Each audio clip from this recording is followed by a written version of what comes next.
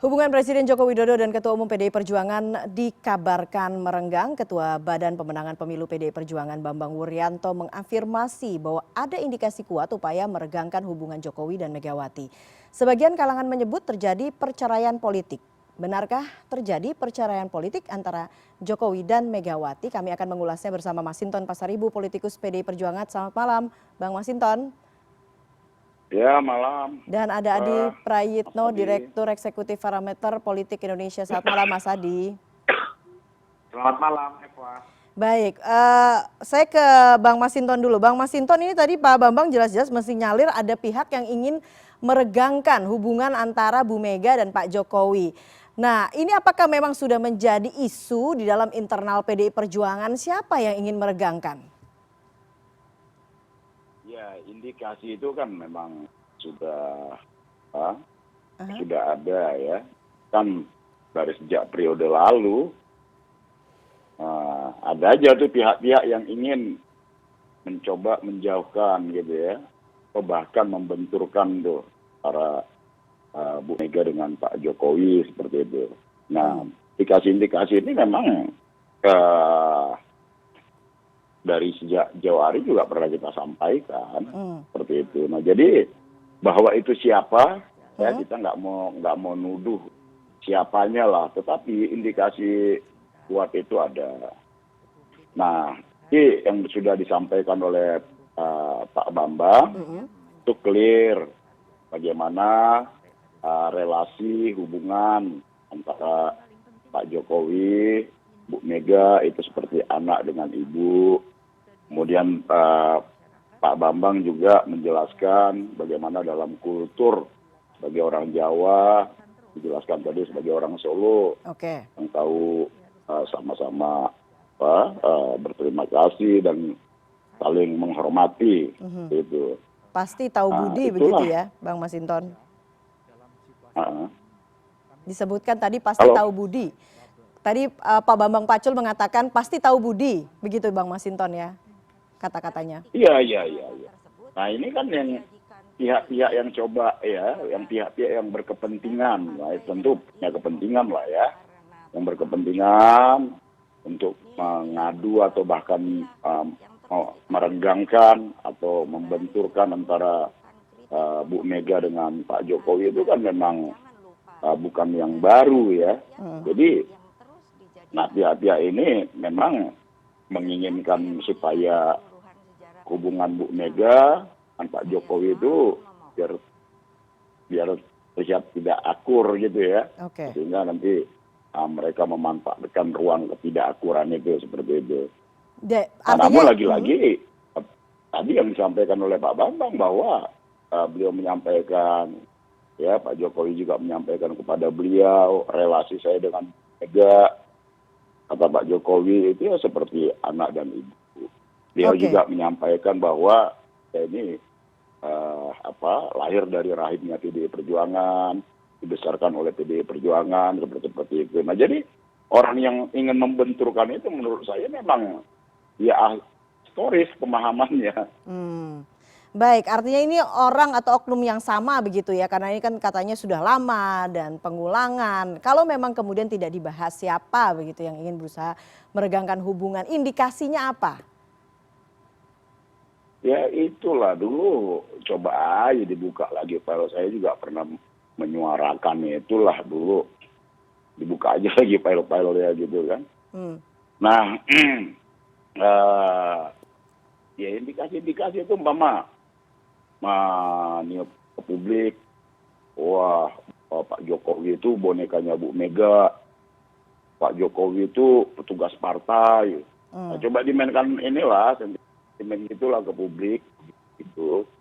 Belum lagi nanti di aspek-aspek hal-hal lain ya, dalam aspek kebijakan atau apa seperti itu. Saya paling tidak ya mencoba menyampaikan ke publik ya bahwa seakan-akan nih Pak Jokowi ini subordinat dari Bu Mega, gitu-gitu lah. Itu kan juga di satu sisi sebenarnya merendahkan Pak Jokowi, cara-cara seperti itu gitu loh. Nah sementara tuh Bu Mega itu berkali-kali sampaikan kepada kami bahwa kita harus dukung Pak Jokowi, kita harus hormati prerogatif beliau sebagai presiden. Kita nggak boleh intervensi presiden dengan berbagai kebijakannya apa segala macam. Seperti itu. Jadi itu bagi Bu Mega tentang Pak Jokowi itu ya clear, tetapi memang pihak-pihak yang di lingkaran mungkin ya di lingkarannya Pak Jokowi mungkin yang ada yang mencoba berkepentingan untuk membentur-benturkan itu, atau bahkan tidak menyampaikan informasi tentang Pak Jokowi langsung, atau mencoba menyampaikan informasi-informasi yang inilah mungkin ya, gimana informasi itu menciptakan disharmoni antara Bu Mega dan Pak Jokowi. Oke, artinya diciptakan ada miskomunikasi begitu Bang Masinton. Tapi sebetulnya hubungan Bu Mega dan Pak Jokowi ini tidak renggang berarti ya Bang Masinton? Ya baik-baik aja. Baik. Oke, kalau dari Bang Masinton melihatnya baik-baik saja, tidak ada masalah sama sekali. Saya ingin minta tanggapan Mas Adi. Mas Adi, Anda melihatnya bagaimana? Ya, saya kira pernyataan Pak Bambang Pacul itu kan mengonfirmasi keyakinan publik selama ini bahwa ada gap ya, ada psychological barrier, ada jarak yang seakan-akan saat ini sedang tidak kondusif antara Jokowi dengan Pak Megawati sebagai Ketua Umum PDIP ya. Karena memang punya otoritas masing-masing. Jokowi boleh jadi presiden sebagai presiden rakyat Indonesia, tapi kalau bicara partai tentu veto playernya ada di Megawati.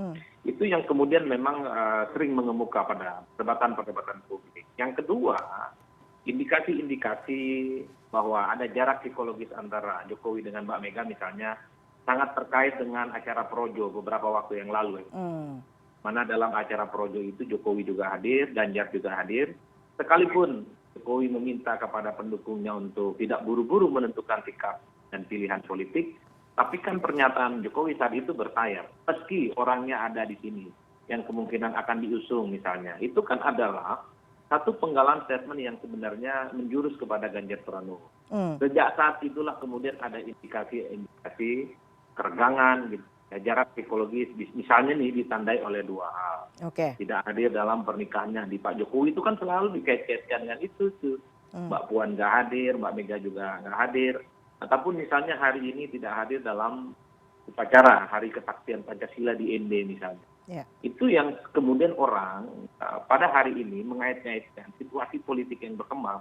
Itu salah satu momentum politiknya karena dipicu saat ada acara relawan Jokowi di mana Jokowi saat itu terlihat lebih mengendorse Ganjar Pranowo ya untuk konteks Pilpres 2024 yang akan datang. Maka tidak mengherankan kalau kemudian Pak Bambang Pacul sebagai Ketua Pupapilu kemudian menyebutkan ada indikasi, ada anasir-anasir yang mencoba untuk memanfaatkan itu semua seakan-akan bahwa kedua tokoh ini saat ini memang sedang tidak kondusif ya hubungan politiknya. Jadi ini bukan hanya isapan jempol belaka sebenarnya Eva. Karena tidak biasanya misalnya Mbak Mega itu tidak hadir dalam acara-acara yang sifatnya penting melibatkan acara kebangsaan dan melibatkan Jokowi. Ini adiknya Jokowi nikah dengan Ketua MK, tapi Mbak Mega dan Mbak Puan nggak hadir. Itu pertanyaan sederhana. Makanya orang kemudian dikaitkan dengan situasi politik yang terkait dengan Projo beberapa waktu yang lalu. Ini yang saya kira bahwa memang ke depan menuju jalan panjang 2024, pasti situasi semacam ini akan semakin dibentur-benturkan oleh publik ya. Itulah yang saya kira pernyataan Bang Masinton, pernyataan Mbak Bambang Pacul itu menjadi relevan. Karena ada kesan misalnya soal siapa yang akan diusung di internal PDIP itu kan masih terbelah. Satu sisi barisan banteng itu tentu tanduknya itu semakin mengeras untuk mendukung Puan Maharani sebagai kandidat capres yang tidak bisa ditawar oleh siapapun gitu ya. Karena 2024 adalah momentum emas Puan Maharani arah politiknya Soekarno yang saya kira memang itu adalah harga mati. Tapi pada saat yang bersamaan publik juga tidak bisa menutup mata. Ganjar Pranowo yang dinilai punya elektabilitas bagus, secara tidak langsung terkesan mulai didukung secara terbuka oleh Jokowi. Minimal yang dilakukan oleh Projo. Orang kan saat ini sudah pintar, nggak mungkin Projo itu melakukan event politik tanpa seizin dan tanpa sepengetahuan presiden. Kan itu logikanya. Diundang, di-endorse, jangan buru-buru untuk menentukan pilihan politik, tapi ada statement presiden di situ. Meski mungkin orang yang akan diusung ada di sini. Inilah hal ikhwal yang kemudian menyebabkan kenapa Pak Bambang Pacul hari ini, Bang Masinton malam ini harus berdiskusi tentang hubungan yang dianggap tidak kondusif antara Jokowi dengan Megawati Soekarno Putri sebagai Ketua Umum PDIP. Baiklah, Mas Adi, Bang Masinton, Bu Mega sebetulnya sudah menjawab mengapa kemudian dia tidak hadir pada acara Hari Lahir Pancasila di ND. Kita akan lihat sama-sama apa kemudian alasan Bu Mega tidak hadir pada acara hari ini yang menurut Mas Adi ini sebetulnya penting begitu untuk seorang Bu Mega hadir. Kita lihat sama-sama.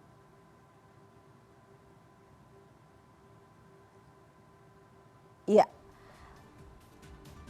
Oke, karena menurut Bu Mega, karena bagi tugas di sana ada pengurus BPIP. Nah ini kurang lebih ya.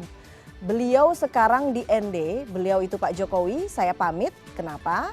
Karena ini saya anggap penting, padahal saya ditanya kenapa Bu Mega tidak muncul sebagai Dewan Pengarah BPIP. Biasa toh wartawan kan jahil. Saya bilang karena bagi tugas di sana ada pengurus BPIP. Menurut Anda alasan ini tidak bisa diterima, Mas Adi? Ya bisa diterima separuhnya, tapi tidak bisa juga diterima separuhnya. Mbak Mega ini harus kita akui sebagai orang penting di Republik ini. Putra seorang proklamator penting, Bung Karno gitu ya. Biasanya kalau ada event-event politik seperti Hari Kesaktian Pancasila, Hari Lahir Pancasila, beliau sebagai negarawan, sebagai ketua partai seringkali terdepan ya, hadir untuk melakukan acara-acara seremonial yang terkait dengan kebangsaan, terkait dengan Pancasila kita. Jadi wajar kalau kemudian hari ini ketidakhadiran beliau di ND misalnya, itu selalu dikaitkan dengan hubungan yang kemudian yang tidak harmonis dengan Presiden. Karena korespondensinya ya dikaitkan dengan ketidakhadiran dalam pernikahan adanya Jokowi beberapa waktu yang lalu. Itu yang saya kira sebenarnya adalah yang saya kira mungkin ke depan ini akan semakin runyam juga urusannya Eva. Tentu sangat terkait dengan soal bagaimana peta koalisional politik internal PDIP ya, yang mulai saat ini kelihatan agak sedikit mengeras gitu ya. Teman-teman PDIP saat ini misalnya juga mulai agresif dengan Ganjar Pranowo, mulai diserang soal wadah, soal banjirop, hanya di media sosial gitu, dan nggak ngapa-ngapain selama 8 bulan. Sesuatu hal yang sebenarnya saat ini tidak pernah kelihatan ya. Kalau tidak diundang dalam acara itu perkara biasa, tapi ketika Ganjar mulai dikuliti satu persatu, ini tentu tidak lahir dalam ruang hampa, tapi lahir dalam situasi politik misalnya di mana persaingan soalan internal teman-teman di PDIP soal capres cukup menguat. Ganjar dinilai tidak punya kontribusi terkait dengan bagaimana membangun PDIP. Beda dengan Puan Maharani mengunjungi DPC, DPD, dan struktur untuk mengonsolidasi dukungan. Tapi Ganjar justru lah yang menikmati itu semua sebagai keuntungan elektoral. Makanya itu yang saya sebut tadi, Eva. Semakin misalnya Mbak Puan ini dibully oleh para pendukung Puan, maka keras pula barisan-barisan banteng ini mengasah tanduknya gitu ya. Kan itu yang terjadi. Karena kalau kita melihat kecenderungannya secara umum, yang sering mengkritik bahkan membuli Puan Maharani itu adalah orang-orang ya, kelompok-kelompok yang terasosiasi sebagai pendukungnya Ganjar. Yang mengkritik Puan dan membuli itu bukan pendukung Anies, bukan pendukungnya Prabowo, bukan pendukungnya Sandi dan yang lainnya, tapi pendukungnya Ganjar. Ini yang menurut saya menjadi asbabun nuzul ya, sebab akibat yang kemudian membuat kenapa ada kesan hubungan antara Jokowi dengan Mbak Megawati itu sedang tidak baik-baik saja. Oke, kita akan elaborasi lebih lanjut, tapi kita harus break dulu. Kita akan kembali sesaat lagi. CNN Indonesia Newscast akan segera kembali.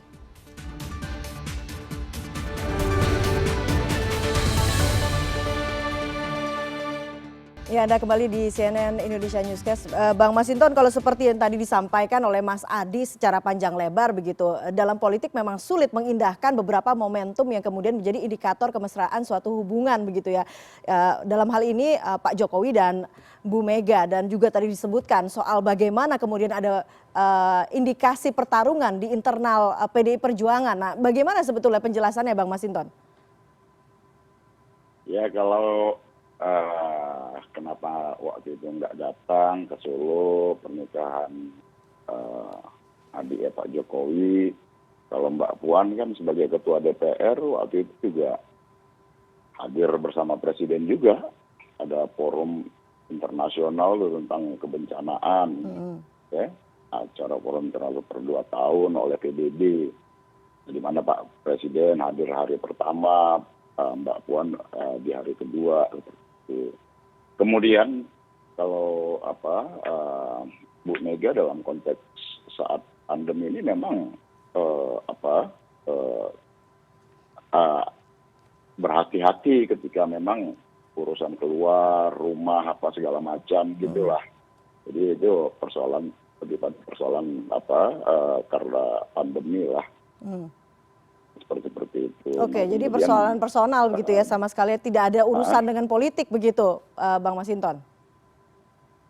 ya pastilah, orang kan pasti mengkait-kaitkan lah. Nah, itu. Nah, Jadi ada urusannya saya atau rasa- tidak nih dengan politik, jadi Bang Masinton?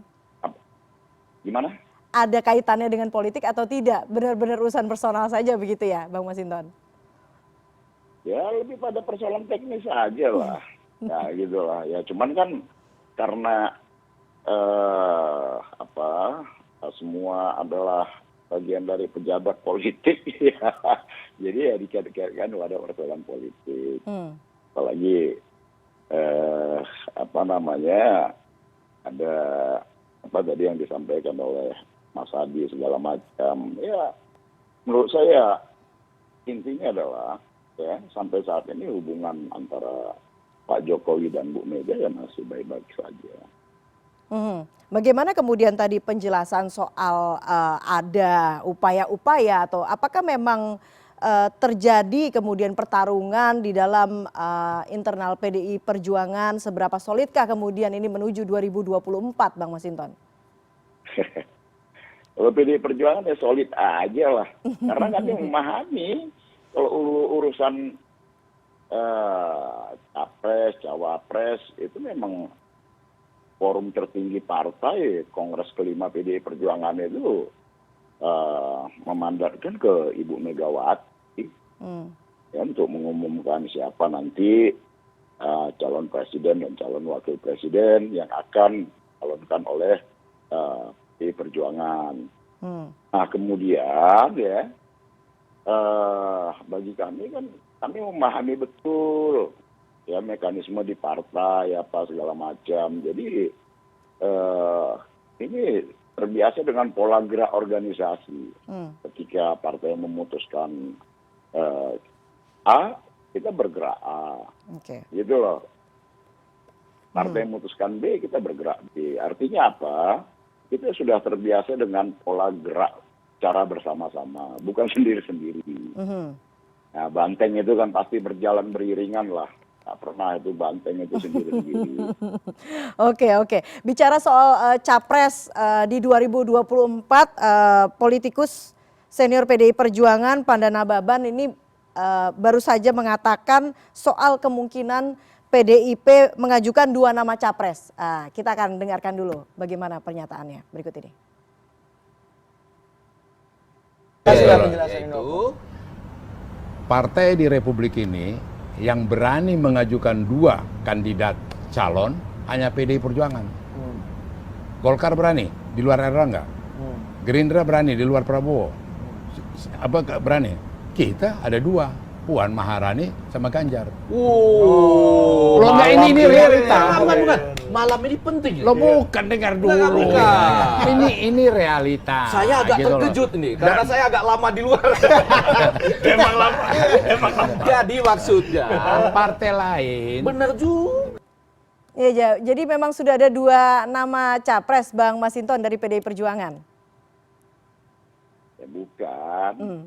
Kalau ya itu kan tadi yang disampaikan oleh Bang Panda sebagai senior partai itu yang nama-nama yang muncul di survei lah ya. Seperti itu. Nah, jadi yang kemudian ya PDI Perjuangan memiliki golden ticket itu ya bisa mencalonkan seperti itulah. Nah, tetapi kan PDI Perjuangan belum memutuskan. Nah, kalau nama-nama yang muncul kan memang nama Mbak Puan seperti itu ya.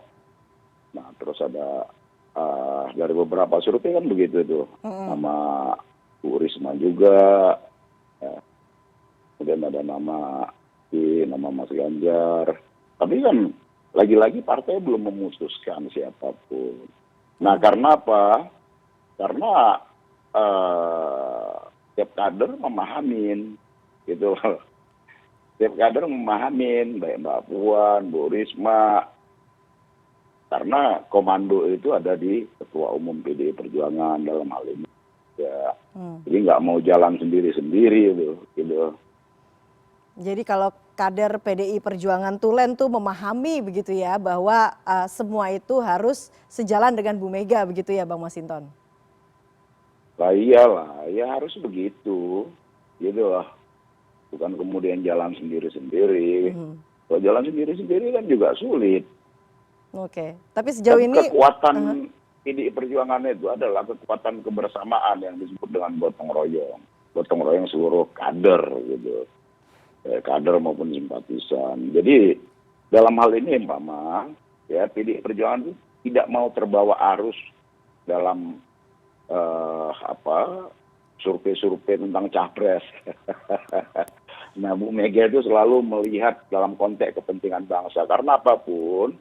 Ya, kontestasi pemilihan calon presiden dan calon wakil presiden itu adalah bagian dari unity, ya, itu kesatuan dalam konteks kepentingan bangsa yang besar, kepentingan bangsa yang ke depan, gitu. Jadi, ketika memilih siapa yang akan dicalonkan oleh partai yang disampaikan kepada rakyat untuk dipilih, itu memang harus dalam konteks kepentingan besar tadi, kepentingan besar bangsa tadi. Oke. Jadi disitulah bahwa tanggung jawab sejarah dan tanggung jawab politik PDI Perjuangan kepada generasi bangsa ini untuk menyampaikan nanti pemimpin yang memang benar-benar punya visi kebangsaan itu. Nah, pemilu itu kan, umpama katakan nih Pilpres, ini kan bagian dari agenda besar kebangsaan kita. Ya. Jadi bukan semata-mata fokus kita tentang siapa calonnya, tetapi siapa yang bisa menjalankan visi besar kebangsaan ke depan ini. Nah, gitu loh. Baik. Siapa yang bisa memastikan Pancasila ini bisa tetap ada, memastikan agenda-agenda kerakyatan itu ada, memastikan distribusi keadilan pada rakyat kecil itu bisa ada. Nah, kan harus pemimpin PDI Perjuangan kan harus mencari sosok pemimpin yang seperti tadi, yang dalam konteks kebangsaan, dalam konteks kepentingan rakyat tadi. Jadi bukan semata-mata bicara karena trennya ini populer nih. Ya, tapi kalau kemudian visi besarnya nggak nyambung dengan visi besar kebangsaan tadi, ya ngapain juga? Karena kita kan memilih pemimpin itu adalah bagian dari kepentingan bangsa yang besar ini.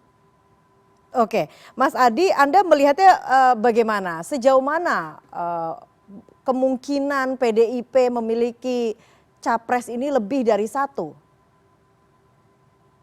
Ya, kalau jujur sebenarnya PDIP ini bukan hanya punya golden ticket, yaitu punya boarding pass sebenarnya. Jadi Bang Masinton ini suka-suka mau Puan pasangan dengan Bang Masinton gitu ya, dengan Bambang Pacul itu saya kira ya sangat mungkin karena PDIP ya punya semua role model untuk mengusung capres dan cawapres sendiri karena sudah memenuhi ambang batas presiden 20% ya Pak. Jadi tidak mengherankan kalau beberapa hari ini kita mendengar bahwa PDIP itu juga dalam tanda kutip sayur kepada partai politik yang lain, tidak pernah khawatir jika tidak ada partai yang mau berkoalisi karena bisa maju. Itu artinya PDIP bisa jomblo atau bisa berkoalisi dengan yang lainnya. Oke. Saya justru tertarik ingin mengomentari pernyataannya Bang Masinton itu tadi. Ada pernyataan yang sebenarnya masih koma. Bahwa Banteng itu adalah barisan yang dia berjalan seiring. Hanya celenglah yang kemudian tercerai-berai dan jalan sendiri-sendiri. Ini kan simultan dengan statement sejumlah pernyataan teman-teman PDIP yang lain yang menuding Ganjar ini kan di luar koordinasi. Suka bekerja sendiri, memoles citra, mestinya sibuk ngurus banjirop gitu ya. Kemudian mestinya ngurus soal wadas, sibuk serangan secara politik. Per hari ini kita dengar serangan-serangan itu. Itu artinya apa? Ini tentu soal terkait dengan isu renggang antara Jokowi misalnya dengan Mbak Megawati itu tentu terkait dengan seakan-akan dua persepsi pendukung Puan dengan pendukungnya Ganjar Pranowo secara umum. Kita bisa lihat secara pasti barisan Banteng itu adalah kok tegak lurus mendukung Puan Maharani itu nggak bisa ditawar dan tidak bisa dibantah. Hmm. Itu yang kemudian membuat kenapa suasana batin politik di internal PDIP itu seakan-akan saat ini tidak kondusif. Tapi pada level struktur, pada level elit, saya kira sudah selesai. Tidak ada pembelahan. Yang menurut Ganjar itu ya sebagian relawan juga. Infrastruktur pemenangan Jokowi kan ada di situ semua. Yang dalam banyak hal juga sering memukuli Puan. Di sini kemudian garisnya semakin mengeras. Nah ini yang saya kira memang tanda-tanda alamnya selama ini ada seakan-akan perkongsian politik di antara para pendukung itu yang kemudian membuat saat muara bagaimana akan disebutkan soal bagaimana misalnya Mbak Mega dengan Jokowi akan bicara dari hati ke hati, bicara dari mata ke mata. Kalau itu yang dilakukan, saya kira soal kekisruhan ini akan selesai. Tapi yang paling penting bagi saya adalah PDIP membiarkan semua ini begitu terjadi ya, itu menandakan bahwa PDIP cukup terbuka dengan segala dinamika, bahkan perang antar sesama teman sekalipun gitu ya. Ini terus terang kalau mau jujur ya ini perang ya, mengkuliti apa yang kemudian dilakukan secara umum. Tapi menarik juga sih sebenarnya bahwa persoalan capres yang disampaikan oleh Mbak Puan beberapa waktu yang lalu misalnya ini melampaui angka-angka statistik. Saatnya misalnya para orang yang kemudian muncul dalam survei itu pamer apa yang sudah dilakukan mereka selama ini menjadi pejabat publik. Kalau dia gubernur, apa kira-kira yang sudah dilakukan? Terutama terkait dengan kemiskinan, tentang pengangguran, tentang hal-hal yang sifatnya merakyat kepada rakyat. Artinya apa? Politik berbasiskan angka-angka itu memang penting. Tapi tidak kalah pentingnya kalau kemudian orang yang punya potensi maju itu kemudian menjelaskan kepada publik apa saja yang sudah diberikan, dinafkahkan hidupnya untuk kehidupan bangsa dan negara dan rakyat ini. Kan di situ sebenarnya.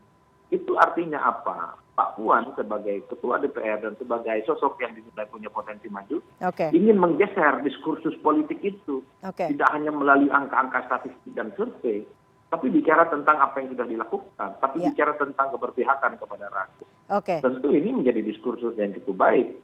Sehingga tuduhan bahwa orang-orang yang muncul dalam survei itu hanya asik di medsos, harus dibuktikan pamer kerjanya apa kepada orang. Sehingga orang tahu mereka bisa hebat, bisa muncul di survei bukan karena narsis di media sosial, bukan hanya live IG hampir setiap saat gitu. Tapi mereka juga punya sesuatu yang memang dibanggakan untuk bangsa dan itu sebenarnya soal bagaimana segmentasi pergeseran paradigma diskusi yang terkait dengan sosok-sosok, figur-figur dan para pendukung yang kemudian sangat terkait sebenarnya dengan 2024 Eva. Baik, kalau tadi Mas Adi mengatakan bahwa PDIP cukup terbuka membiarkan terjadinya diskursus begitu. Anda melihatnya mungkinkah kemudian PDI Perjuangan akan mengajukan 2 orang calon presiden sebagai jalan tengah begitu? Supaya kemudian kesolidan dari banteng ini terjaga kalau begitu Mas Adi. Ya saya kira kesolidan PDIP itu salah satu faktor yang paling penting adalah fatwa politik Megawati. Kalau nggak Mega bilang dukunglah Puan Maharani, saya kira semua struktur PDIP itu akan mengeras dukungan politiknya. Dan kita juga tidak bisa membayangkan, andai misalnya Ganjar Pranowo keluar dari PDIP, maju dari partai politik yang lain, belum tentu punya elektabilitas dan pendukung sesolid seperti sekarang. Alasannya sederhana. Hampir 60% dari basis pemilihnya Ganjar itu adalah basis pemilihnya PDIP. Kita tahu persis PDIP ini adalah partai yang sebenarnya menegakkan sistem ketaatan yang cukup patuh. Di mana elit berfatwa, di mana struktur kemudian memberikan arahan politik, maka disitulah kecenderungan politik akan dilakukan. Makanya harus diakui Ganjar bisa seperti ini ya tentu karena berbaju merah. Dan juga PDIP. Kalau berbaju kuning, biru, coklat, belum tentu punya elektabilitas dan bisa agak sedikit eksis seperti sekarang ini. Sudah banyak contoh kasus misalnya, bahkan elit-elit PDIP yang keluar dari PDIP nggak jadi apa-apa. Sudah mau sebutkan satu persatu, tapi contohnya sudah banyak. Artinya apa? Banyak tokoh kunci yang hebat saat ini di PDIP itu karena tidak terlepas dari soliditas dukungan-dukungan basis kultural mereka yang memang sudah terbangun sejak lama. Bahkan terbangun ketika PNI didirikan oleh Soekarno bahkan sampai sekarang.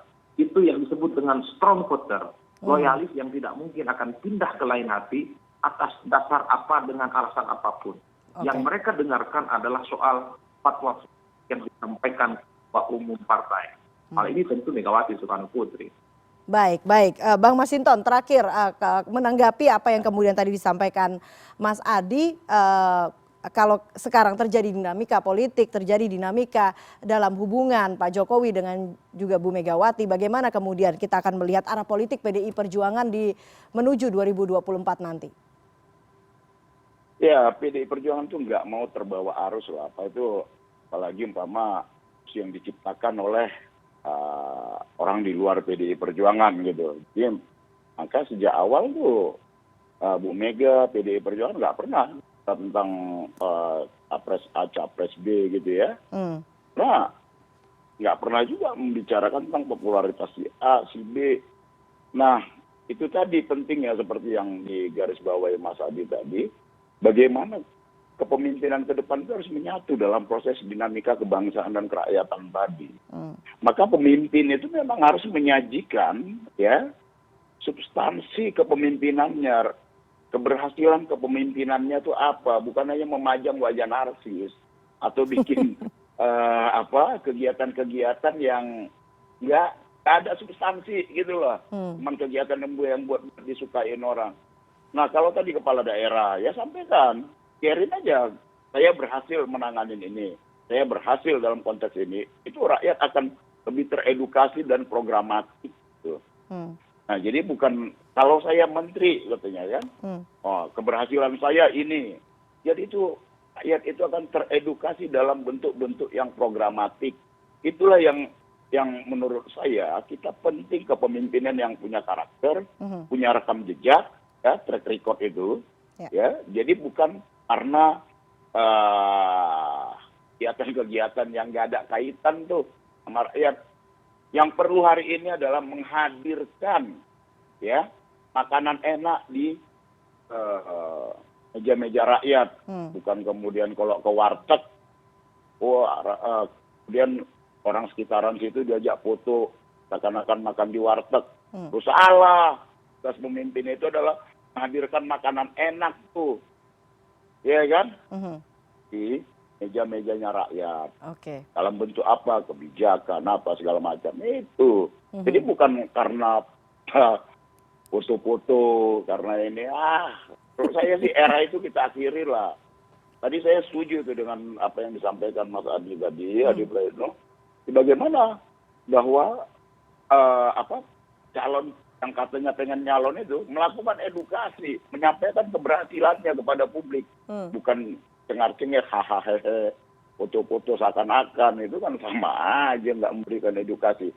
Maka penting buat kita adalah kepemimpinan yang punya karakter dan rekam jejak yang jelas buat kesinambungan bangsa kita ke depan, seperti itu. Baiklah, kita akan tunggu sama-sama bagaimana kemudian nanti calon presiden yang akan dimajukan oleh PDI Perjuangan itu sesuai dengan apa yang disampaikan tadi, punya karakter dan menunjukkan kinerja yang jelas. Untuk sementara terima kasih atas waktunya Bang Masinton dan juga Mas Adi atas ulasannya di CNN Indonesia Newscast pada malam hari ini. Selamat malam dan salam sehat selalu.